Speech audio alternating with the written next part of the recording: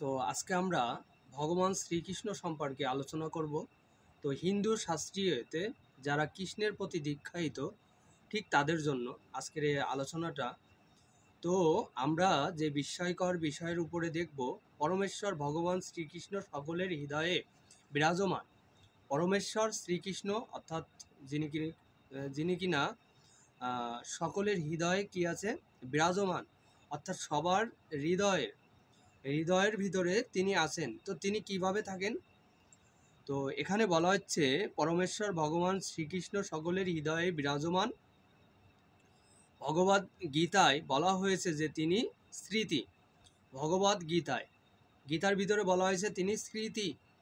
হ্যাঁ, তিনি স্মৃতি, জ্ঞান এবং বুদ্ধি দান করেছেন। তিনি আমাদের যে মস্তিষ্ক, আমাদের যে স্মৃতিশক্তি এবং জ্ঞান এবং বুদ্ধি দান করেছেন, অর্থাৎ তিনি ভগবদ গীতার ভিতরে এভাবে বলতেছেন।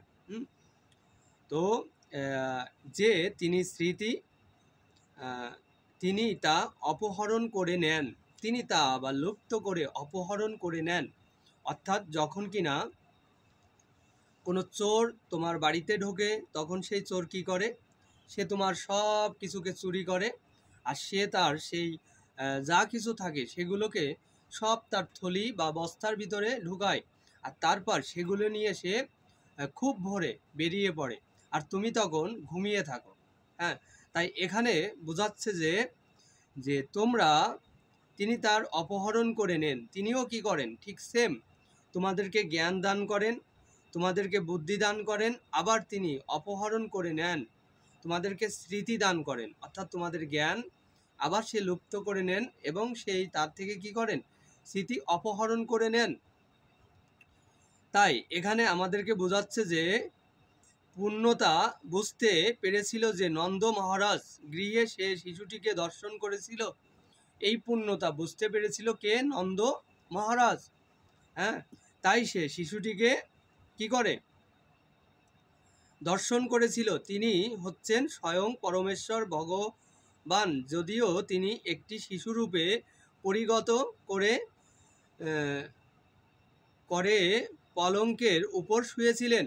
অর্থাৎ তিনি কি? তিনি শিশুরূপে পালঙ্কের উপর শুয়েছিলেন। আর এই ঘটনা দেখছিল কে? নন্দ মহারাজ।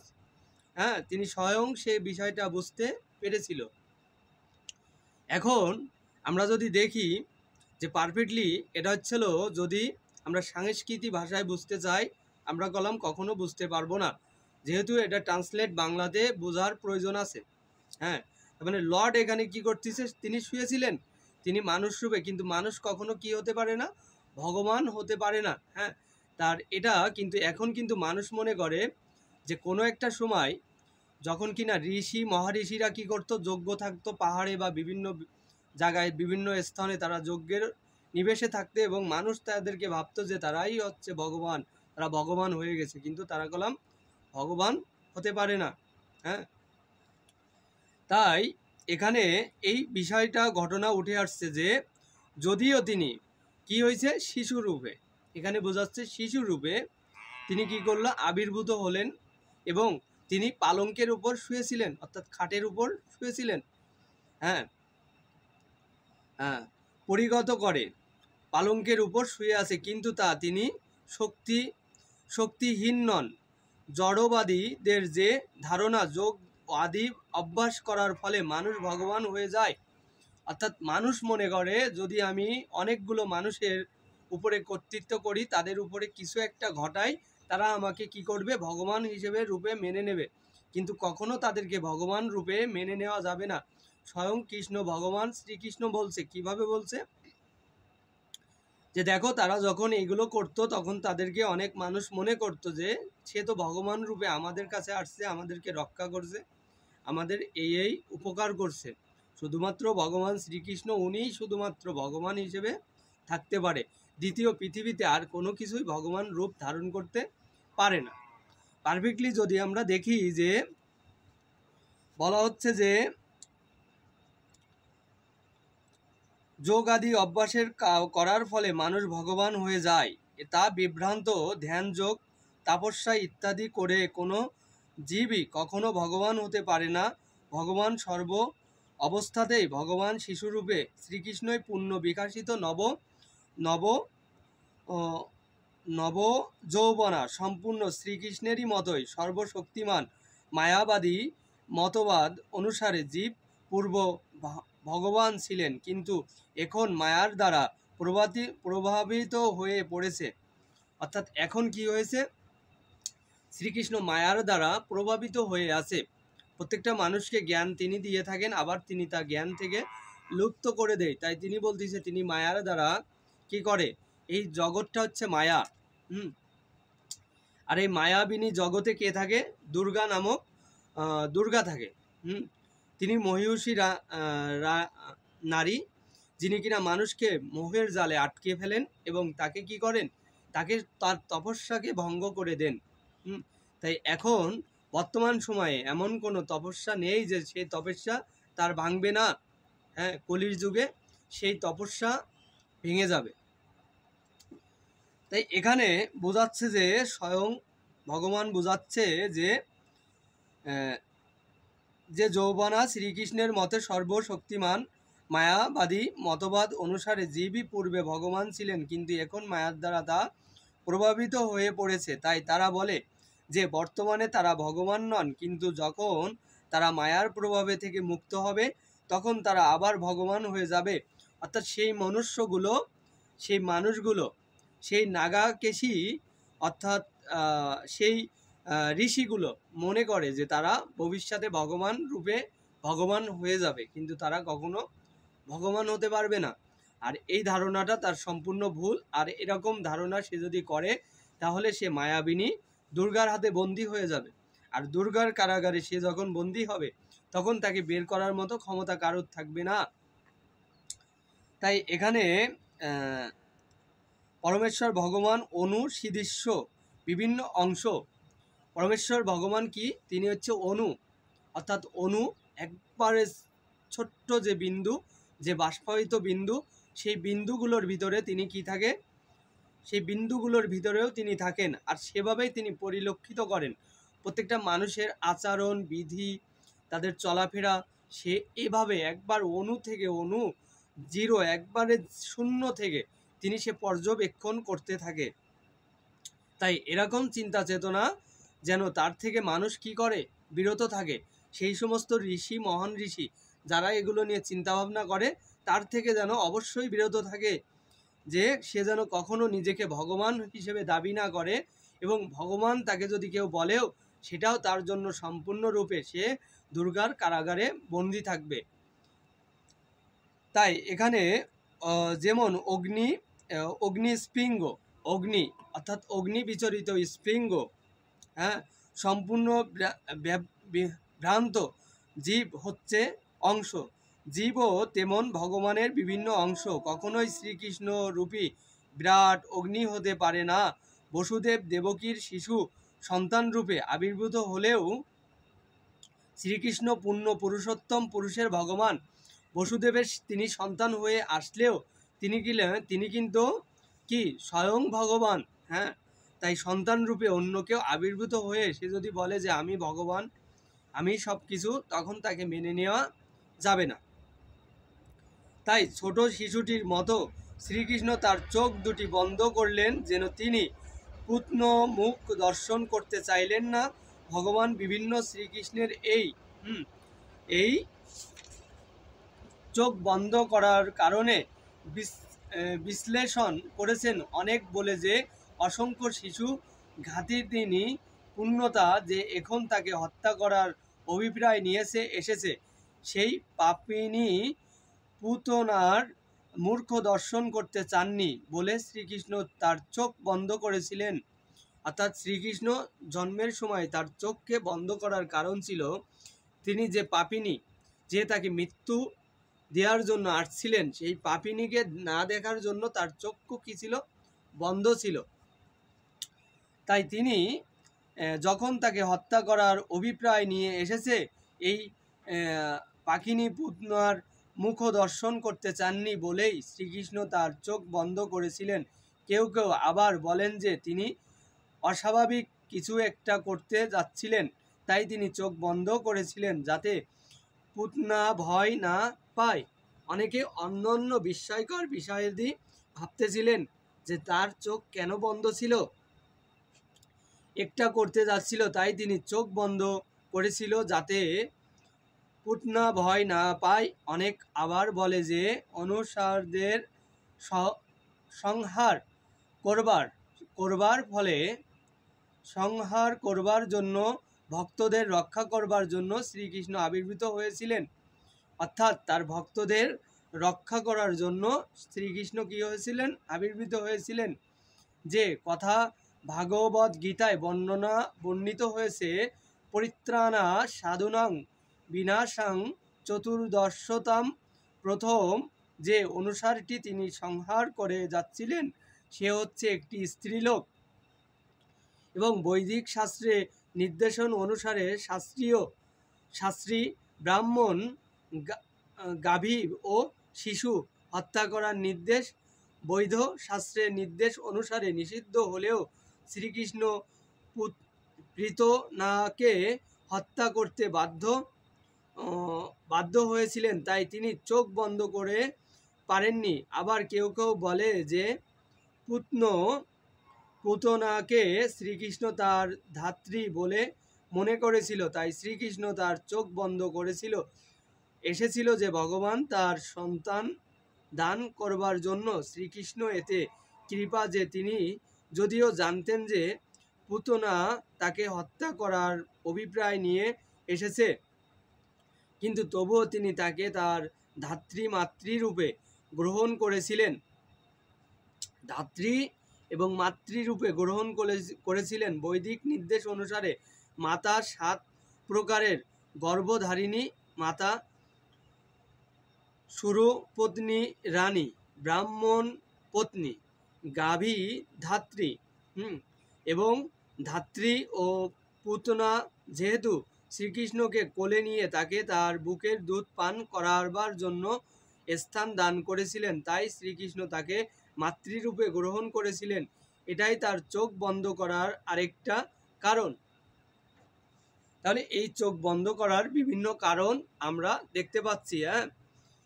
কেননা তিনি তার মাতৃ সংহার করতে যাচ্ছিলেন, কিন্তু তার এই ধাত্রী মাতাকে সংহার তার গর্ভধারিণী মাতা বা লালন পালনীয় মাত্রা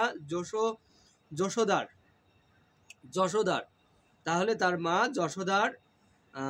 যশোদার প্রতি তার ভালোবাসার থেকে বিভিন্ন নয়। বৈদিক শাস্ত্রের থেকে আমরা জানতে পারি যে শ্রীকৃষ্ণ পৃতনাকে মাতৃরূপে গ্রহণ করেছিলেন এবং মা যশোদার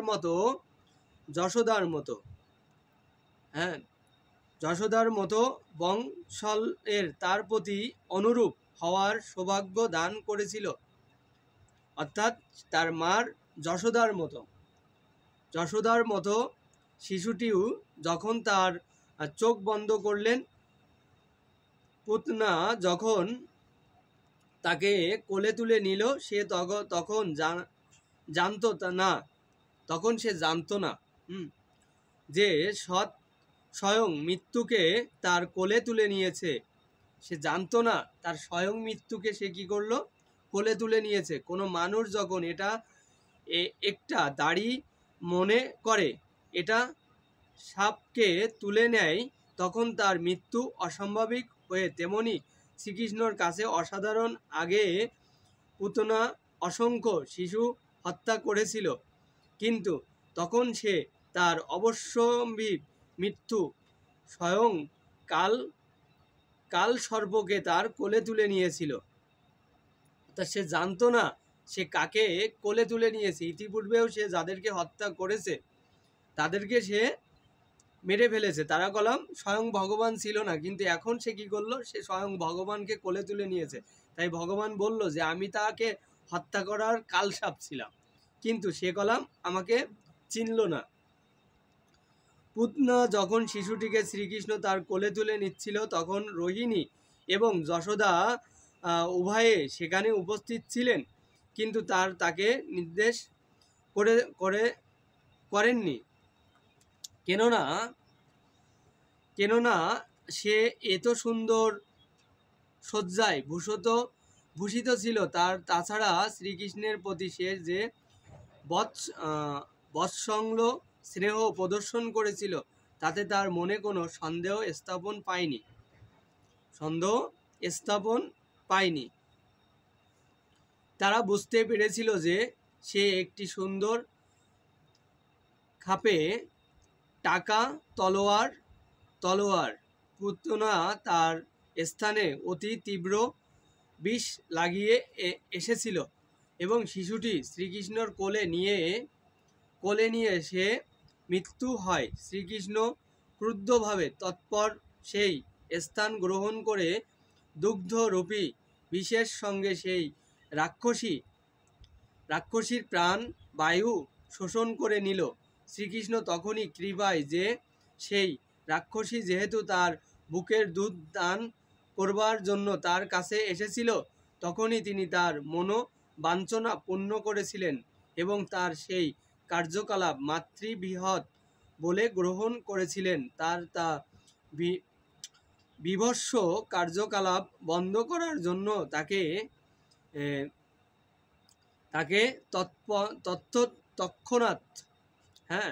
তৎক্ষণাৎ সংহার করেছিলেন। আর শ্রীকৃষ্ণ দ্বারা নিহত হওয়ার ফলে সে মুক্ত লাভ করেছিল। শ্রীকৃষ্ণ যখন তার প্রাণবায়ু চুষে নিল, তখন পুতনার হাত পা ছুঁড়ে দাও সে বিকটভাবে আর্তনাদ করতে লাগলো এবং তার সমস্ত শরীর ঘামে ভিজে গেল।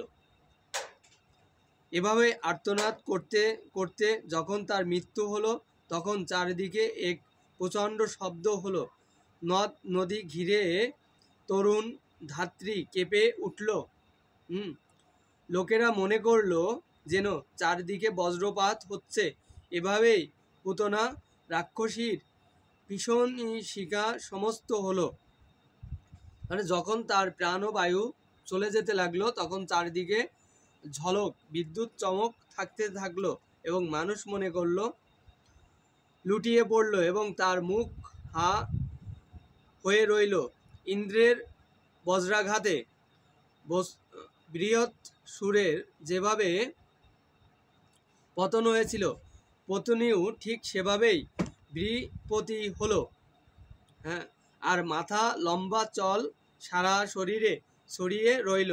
তার বিশাল শরীরের পতনের ফলে 6 ক্রোশ জায়গা জুড়ে সমগ্র গাছপালা বিধ্বংস হয়ে গিয়েছিল। তার সেই অতি বিশাল শরীর দেহে সকলেই বিস্মিত হয়ে পড়েছিল। তার মুখের দাঁতগুলি ছিল লাঙ্গলের ফলার মতো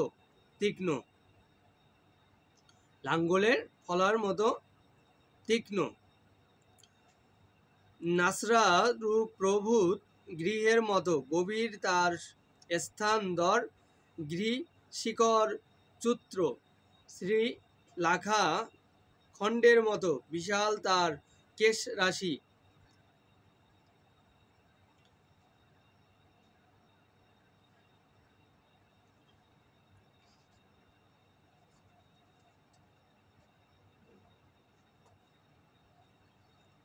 তাই আমরা যেন এখান থেকে আমরা যেটা বুঝতে পারছি যে অবশ্যই মানুষ কখনো ভগবান রূপে আবির্ভূত হতে পারে না। আর যদি সে চিন্তা চেতনা করে, তার মৃত্যু সেম এমনই কাহিনীতে পরিগতি হবে। তাই সে যে ঋষি বা মহান ঋষি যারাই থাকে না কেন, তাদেরকে তাদের সেই সমস্ত ধ্যান মগ্নকে ভঙ্গ করার জন্য সময়ে সময়ে অপ্সরাদের পৃথিবীতে আনা হতো। তো সেই সমস্ত অপ্সরা, স্বর্গীয় অপ্সরা পৃথিবীতে আসার ফলে তাদের সেই ধ্যানমগ্ন পণ্ড করে দিতেন। তাই আমরা কখনো যেন সেই শ্রীকৃষ্ণের সেই জায়গা দখল না করি, এবং যদি আমরা সেগুলো দখল করে থাকি, তাহলে তার থেকে যেন আমরা সম্পূর্ণরূপে বিরত হয়ে থাকি। আর যদি আমরা সেগুলো থেকে বিরত না হই, তাহলে অবশ্যই শ্রীকৃষ্ণ সেভাবেই তোমাদেরকে প্রাণদণ্ড দিবে। অর্থাৎ আমরা পারফেক্টলি একটা বিস্ময়কর ঘটনা দেখলাম যে ইতিপূর্বে যারাই কিনা সেরকম স্থানে দখল করার চিন্তা চেতনা করছে শুধুমাত্র শ্রীকৃষ্ণই, যিনি কিনা স্বয়ং আবির্ভূত হয়েছে শিশুরূপে, এবং সে পালঙ্কে শুয়ে আছে বিভিন্ন সাজসজ্জায়, এবং তার সেই স্থানকে যদি কোনো মানুষ, ঋষি বা মহান ঋষি দখল করার চিন্তা করে, তাহলে তার মৃত্যুদণ্ড সেম এভাবেই দেয়া হবে। আমরা অবশ্যই যেন সেটা থেকে বিরত থাকি। সকল দীক্ষায়িত সনাতনীয় কৃষ্ণের প্রতি দীক্ষায়িত, শুধুমাত্র তাদের জন্য যে তারা যেন অবশ্যই এরকম চিন্তা চেতনা থেকে দূরে থাকে, নাহলে ভগবান অবশ্যই তাদেরকে সেভাবে প্রাণদণ্ড দিয়ে থাকবে। তো আমরা রাধে রাধে। অবশ্যই যারা আমার চ্যানেলে নতুন তারা অবশ্যই সাবস্ক্রাইব করে আমার সাথে থাকবেন, এবং এই সুন্দরতম লর্ড সম্পর্কে, কৃষ্ণ সম্পর্কে জানার জন্য অবশ্যই ধন্যবাদ। তো